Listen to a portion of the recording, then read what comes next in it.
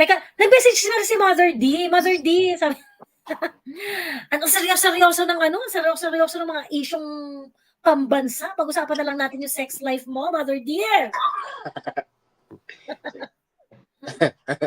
Kasi yung sex life ni Mother D ang ano, national concern ng mga Inside Bobo vloggers. Do they Ayun. not have that? Bakit yung interest nila yung Daniel, have you already seen how they look? Yeah, I do. Yeah. Parang hindi nga. They don't have sex life. Di ba na parang bakit yun ang issue? Na parang hindi nila ma-explain yung mga, halimbawa, hindi nila ma-explain itong PhilHealth, hindi nila ma-explain itong Meralco, hindi nila ma-explain itong lahat. So, nag-focus na lang talaga sila sa non-existent sex video. Diyos ko, Lord. Parang isang DDS vlogger pa daw yung katorjaka ni Mother D doon. Sa Cubao? Yung sex video na ano. Aamin na ako, akong katorjaka ni Mother D. Ako ang katorjaka ni Mother D nung panahon na yon. Oo. Pompiang ang nangyari. Ano yung sinasabi nila na may kaso daw yung coroner's office? Ano yun yung nonsense about may pinatay niya siya daw or something? Wala na. Pinatay daw niya yung asawa niya na pinagkuhanan niya ng kanyang green card. Hindi, do you know what they're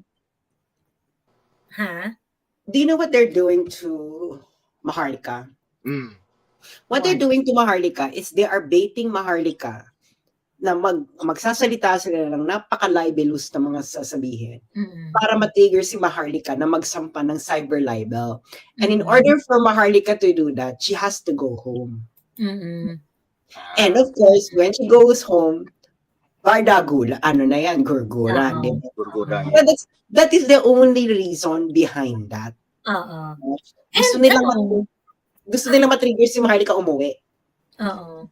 Well, yung pinaka-immediate dun, pag kinontent kasi nila si Maharlika na ganyan. Pera. Diba? Pera talaga. Ayun.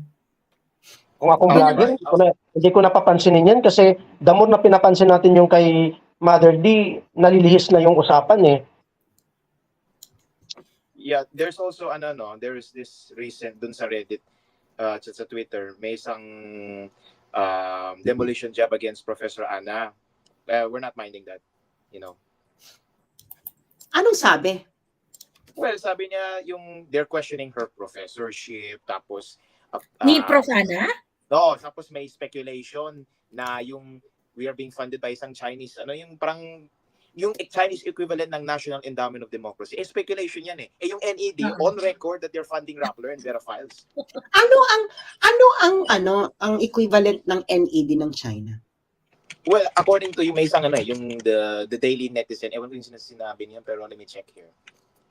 Ayun yun. So isang 13 minutes video, tapos sinabi ni yung Daily Netizen here, United Front Work.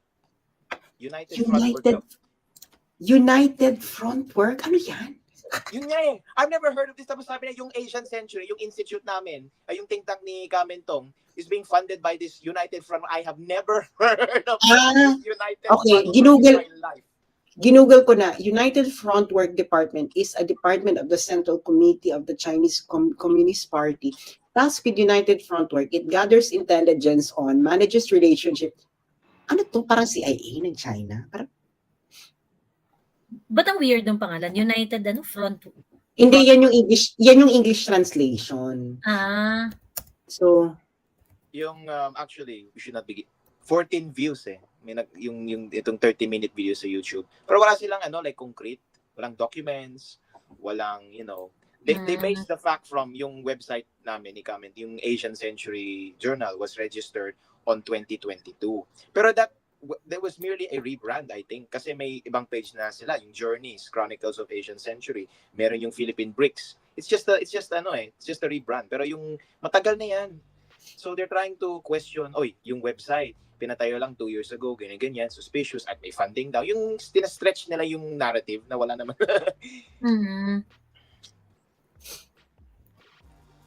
Crazy. Paano NAD to? Mm. Uy, ay, ang tawag ito, ayan, pag-usapan na daw natin yung sex life ni Mother D. Ayan na siya. Oh my God. Mother D. Hi, Mother D! Hello.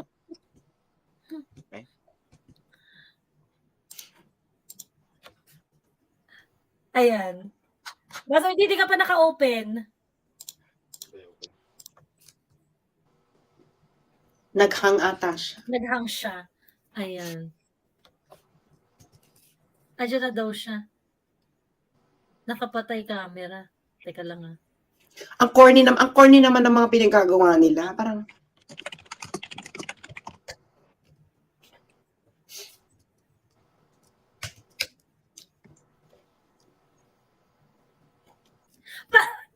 Pero ako, parang mas gusto ko yung ano, yung, ang tawag dito, yung story na yung may insurance proceed, yung mga ganon.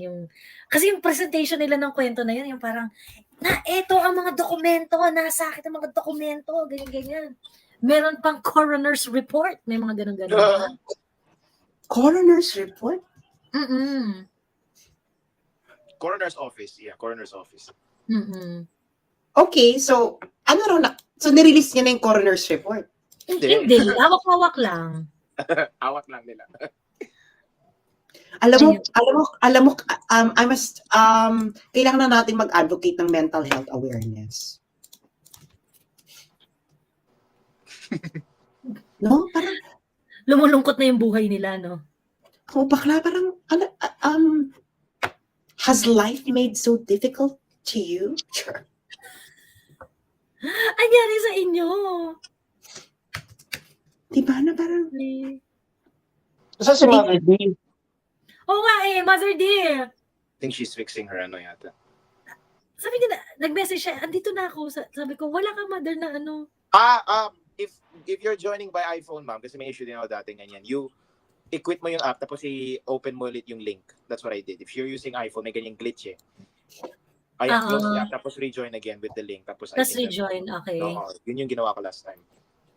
Ayan o, nagme-message siya dito ha. Mother D, nag-bells na ako. Can you hear me? Which else? Di ka namin naririnig, Mother.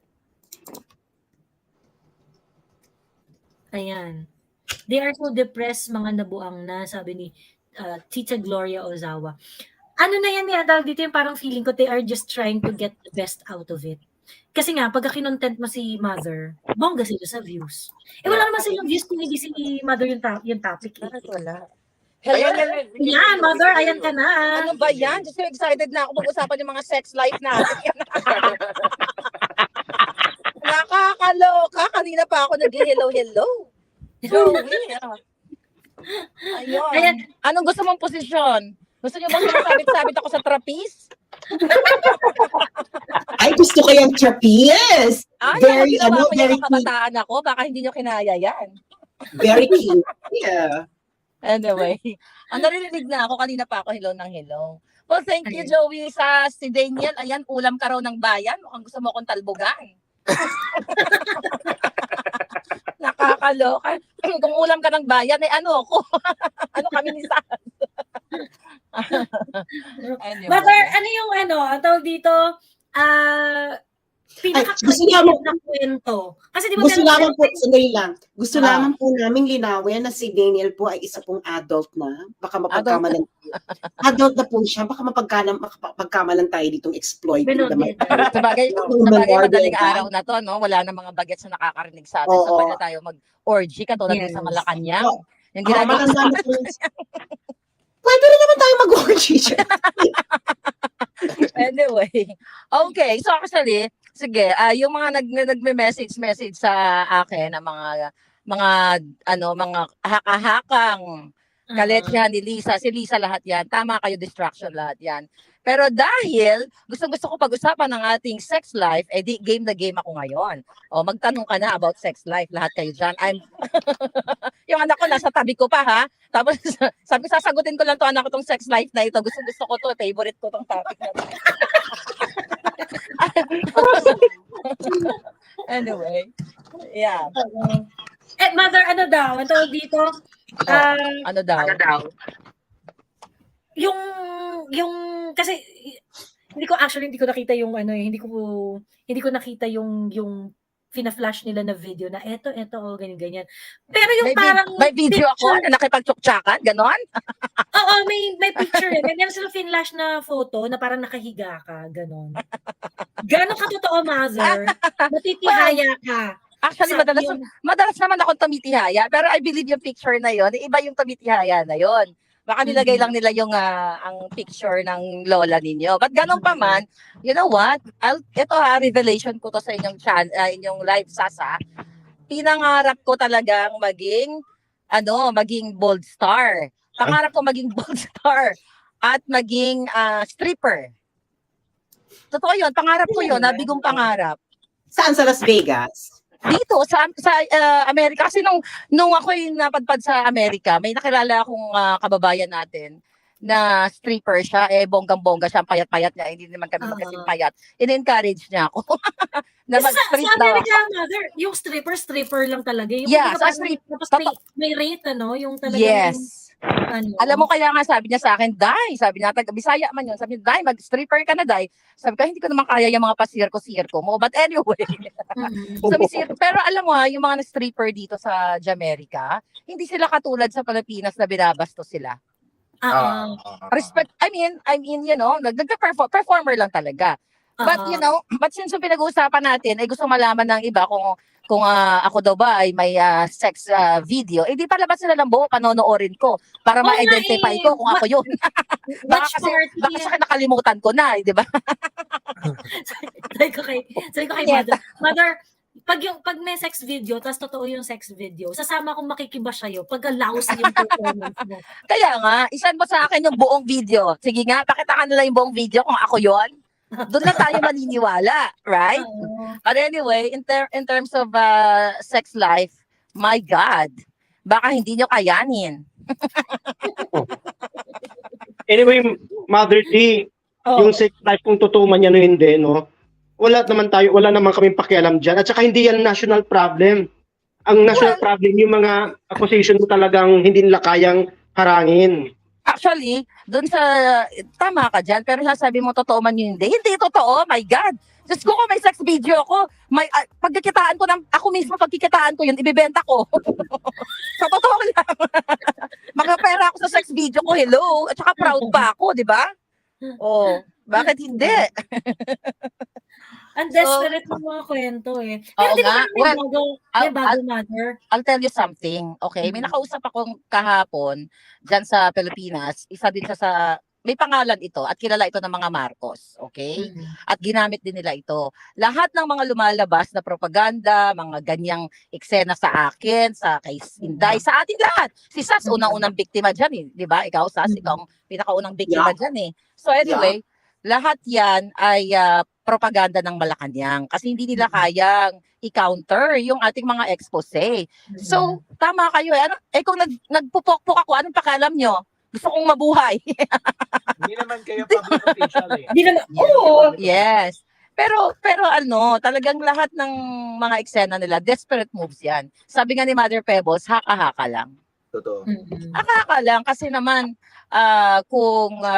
bakit tama nga kayo, bakit hindi nila i-report or i-vlog yung mga achievements ni Kuting kung meron, di ba? Kung meron man. Imagine mo, tama ka Joey, na banggit mo kanina. Tignan mo yung mga page ng mga dugyots.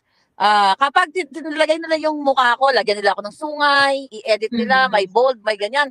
Ang taas ng views. Hindi naman sa pag-aano, di ba? Pag nilagay tayo dyan nila, pag tayo ang not only me, pag tayo ang tinapik, tayong lahat na defender ni pangalan ni PRRD at defender ng katotohanan, talagang nagba-viral, nagbo-views, marami talagang views sila. Pero pag si Marcos Jr. na yung topic nila, nilalangaw, di ba? Bakit gano'n? Oo. Wala kang Kasi naman, meron yata yung isang araw, nakalimutan nilang mag ng trolls dun sa page. Yung economy is going up, 2 reacts lang, di ba? Oo, 2 reacts. Tapos 4 days ago. Senior nakalimutan yata nila. Bakit hindi nila pag-usapan ngayon? Tignan mo yung bago ngayon kay Zelensky. Yung isa pang bangag na katulad niya.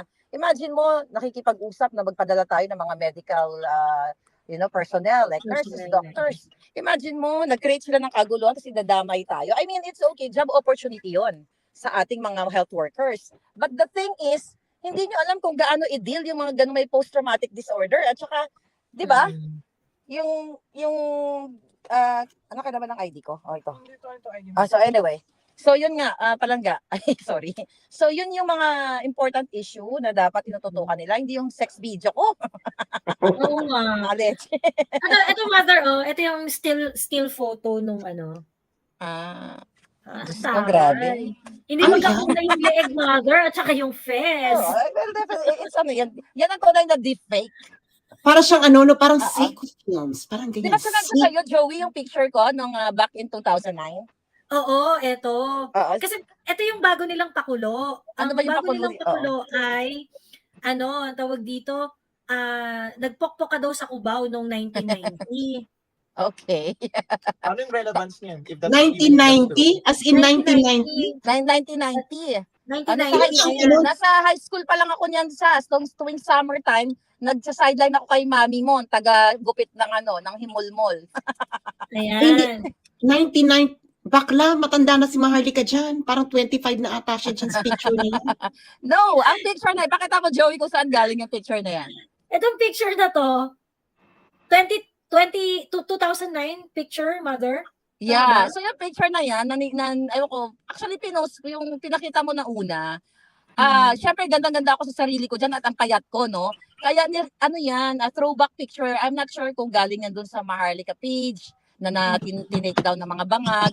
So yan yung pinapakita mong picture. Diyan yan ang galing. Kita mo yung outfit ko pareho nung inilabas nilang picture na kesyo nagpokpok daw ako sa Cubao, ganyan. 2009 yan. That was in Newport Beach. Lalabas na ako. So that was in Newport Beach. Ano yan? Kasal yan ng kaibigan ko. Ayan yung dalawang kaibigan ko. Pakita mo, Joey, magkatabi ko yung groom at saka yung bride at saka yung mother nila. So diyan ko kinuha yan. So ako rin yung nag-post ng picture na unang pinakita mo yung may sticker na love. Kasi ang intention ko to cover them kasi irrelevant naman sila eh. Kumbaga, me as a vlogger, bakit ko sila expose? But for the sake of truth, diyan po nag-originate yung picture na yan. Ayan, nakita niyo yung alindog ko, di ba? So diyan yan. So diyan galing yan. So hindi sa Cubao yan. sa Newport Beach yan. Sinabi ko nga sa anak ko, sabi ko, anak, tignan mo ito daw yung picture ko na nagpupokpok sa boss. Ang initial reaction ng anak ko, napaka-expensive mo namang pokpok sa Cubao. Ganyan na yung outfit mo. Ang sabi na dyan, nakis ko ngayon kasama ko siya. But anyway, yeah, yun lang. I mean, actually dapat, sabi ko nga, hindi na pinagpapatulan yung mga bangag. Tsaka tignan mo naman kung sino mga nagsasalita. Bakit Cubao? Di ba ang sa Cubao, ang dyan, puro call boy? Hindi naman dyan ang Oo. ang babae sa Quezon Avenue. Sa Quezon mali. Yes. Thomas Tama. Meron pa dati. Meron pa nga sila nilabas dati. Pokpok naman ako sa Cebu. Saan ba talaga ako nagpokpok? Sa Cebu ba o sa Cubao? Kasi sa Cebu, hindi pa ako talaga nakarating. In my whole life, hindi pa ako nakarating. Kaya dapat klaruhin nila. Alam mo, mali eh. Turuan natin sila. Sa susunod nyong ilabas, sabihin nyo si Maharlika nagpokpok sa Amerika. Yan, pwedeng maniwala yung tao. Pero Mother D, wag kang sumagot ng suggestion lang, no? Wag kang sumagot sa vlog mo ng ganyang content na parang i-defend mo. Hayaan mo na lang. Yeah. Palangga, thank you. Never naman nagpatol I don't need to defend myself actually kasi paano mo i-defend ang sarili mo sa mga ganong klaseng mga taong naglalabas? At saka, hello, si Liza nga hindi na nga umobra, si Liza na ang defender, di ba? Inano kami ni Sas. Si Sas, si Atty. Glenn, si Atty. Vic, dinefend na ng first lady ninyo. Ano nangyari? Umobra ba siya? Siya pa yung nabash eh. Mother, meron akong tanong. Bakit ginugurgur kayo ng bonggang-bongga ni FL? Ikaw, si Atty. Glenchong, di ba parang every maisog meron siya. Discordant case eh. Grabe yung panggigipit na ginagawa kay Atty. Glenchong eh. Sino pa ba? Ginugurgur yung maisog, ganyan-ganyan. Pero bakit hindi nila binabanatan si ano? Sino? Si Atty. Vic? Oo. O yan ang malaking katanungan. Kasi baka bakit mamaya. hindi na binabanatan si Atty. Vic? Totoo yan. Take your permit, your license driver, car insurance, car registration inside of window 24. Okay. Should I stay here? Is it okay? I have to get out? Okay. Okay. Kailan daw Bakit lumabas hindi nila kanina? binabanatan si Attorney Vic? Ito, wait, I'll close it, sige. Ay, oo nga. Kasi nga siguro, dahil alam nila na maraming bala si Attorney Vic. Dapat pigain natin si Attorney Vic eh. Oo. Si Attorney Diba? Vic ang pigain natin. Hindi, pero ang tanong mo sa akin kung bakit ako ginugurgur. Self-explanatory. Tingnan mo naman yung nga bells ko, Joey. Uncontrollable. Oo. Di ba yung mga expose natin? So, gugurgurin talaga tayo. So, yun ang, again, instead na ang asikasuhin nila kung paano tulungan yung mga Pilipino, ang mga OFW, ilang milyon na ba o baka bilyon na sas ang ginagastos sa atin, no? Para mag-hire ng trolls, gumawa ng mga deepfake video, yung real deepfake video, at mga kung ano-ano, mga propaganda kay against kay Sara, sa mga Duterte, sa lahat ng mga kritiko. So instead na yun nga, yung para sa progress ng ating bayan. So definitely that's very Lisa Smugs, very very Marcos Jr. ang datingan. Kasi They're not doing nation building na eh. They're not Yes. nation building. Kasi actually wala na silang makukuha kasing organic supporter like us, tayo, di ba? Tayo na Joey, sinuportahan natin sila nang walang na unconditional. Alam Diba? natin sila. Yeah, kilala natin sila. O, tignan mo. Ngayon, mga binabayaran nila, maliban na sa mga makyoho. Ayun na. Di ba? Parang, my God, Diyos ko, ang papangit talaga sa totoo lang. Kita mo naman kung gaano ka-narcissistic to mga supporter nila. Nagkaroon ng Resign Sara movement. Tapos yung poster, mga mukha nila. I know. Wala na Ayun. yung pagmumukha nila dun sa sa cause. Buti sana Sino kung ba yun? Sino ba yung- kaaya-aya yung mga mukha. Buti sana kung kaaya-aya ang mga mukha. Talagang, Diyos ko, parang, sabi nga nila, yung mga typical na masarap panakot sa ipis o sa daga. True, papangit. Tapos nagkaroon ng extra doon sa funding na binigay ng para mga OFW ata. Yung swimming na lang nila. Oh my God, di ba? Swimming na lang nila. So parang wala talaga silang yung parang, kumbaga, it's a one-time event, it's a one-time funded event, so they are not looking forward na, itatabi namin to kasi marami pang susunod na pagkilos, kaya ganyan-ganyan. Hindi, yung sobra ipapang swimming na lang. Diba? Hindi, dito mo rin makikita na wala silang coordinating sa mga politiko. Wala kang politiko pumunta sa kanila. Hindi parang yung may isong na many rallies na may series o nawala. Isa lang yung ginawa nila doon sa Bonifacio. Mukhang isa lang yung nila eh. Isa lang yung kontrata nila.